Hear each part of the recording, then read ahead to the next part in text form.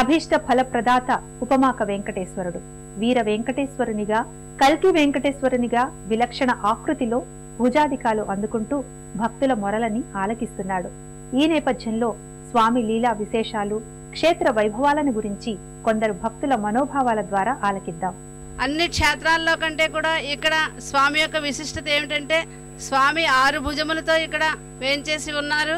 స్వయంభూగా ఆయన వెలిసి ఉన్నారు. ఇది సుమారు 1500 సంవత్సరాల చరిత్ర కలిగినటువంటి శ్రీ వైష్ణవ పాంచరాత్రాగమానుసారంగా అర్చనాది విధులు నిర్వర్తిస్తున్న అతి దివ్య స్థలం ఇది. అయితే ఈ ఉపమాక క్షేత్రంలో వేంచేస్తున్న శ్రీ శ్రీ శ్రీ వెంకటేశ్వర స్వామివారి దేవస్థానానికి భక్తులు సుదూర ప్రాంతాల నుంచే కాకుండా అనేక జిల్లాల నుంచి, పక్క రాష్ట్రాల నుంచి కూడా వచ్చి శ్రీ స్వామివారికి ముడుపులు మొక్కుబోళ్ళు చెల్లించుకుంటూ ఉండేటటువంటి అత్యంత ప్రీతిపాత్రమైన నమ్మకమైనటువంటి స్వామివారిగా ఈ క్షేత్రంలో స్వామివారి పూజలు అందుకుంటున్నారు. అంతేకాకుండా ఈ ఉపమా క్షేత్రానికి వచ్చినటువంటి భక్తులకు ఏ విధమైనటువంటి ఇబ్బంది కలగకుండా ఉండడానికని చెప్పేసి ప్రతి ఒక్క సదుపాయాన్ని ఏర్పాటు చేయడానికని చెప్పి శాఖాపరంగా అధికారులు అందించేటువంటి సహకారంతోనూ, ధర్మకర్తల తాలూకా సహాయ సహకారాలతోని, అర్చకుల తాలూకా పర్యవేక్షణలో అనేక కార్యక్రమాలని చేపట్టి నిర్వహించడం జరుగుతున్నది. ఏకాదశి రోజున దేవుడి కళ్యాణం జరుగుతుంది. 15 రోజులు తీర్థం బాగా జరుగుతుంది.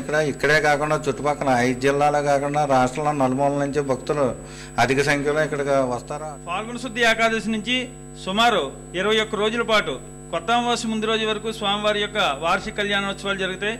అలాగే స్వామివారికి జరిగే కార్యక్రమాల్లో ముఖ్యంగా బ్రహ్మోత్సవాలు, అధ్యయనోత్సవాలు, ధనుర్మాసోత్సవాలు, శ్రీరామనవమి, శ్రీకృష్ణాష్టమి ఆదిగా గల ప్రతి ఉత్సవం కూడా ఇక్కడ స్వామివారి ఆలయంలో నిర్వహణ చేయడం జరుగుతుంటుంది.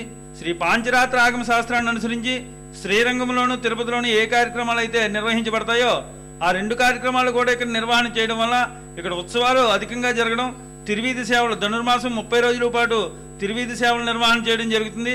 ఈ కొండ మీద ఉన్నటువంటి స్వామివారు కోరిన కోరికలు తీర్చే కొంగు బంగారంగా చెప్పబడడం చేత ఏ భక్తుడికైనా కోరికలు ఉన్నట్టయితే ఇక్కడ ఆలయంలో స్వామివారిని దర్శనం చేసుకుని తమ తమ కోరికలను తీర్చుకున్న తర్వాత ఆ స్వామివారికి మొక్కుబడులు తీర్చుకోవడం అనేది ఇక్కడ ఆనవాయితీగా జరుగుతుంది. వినా వెంకటేశం ననాథో ననాథ అన్నారు.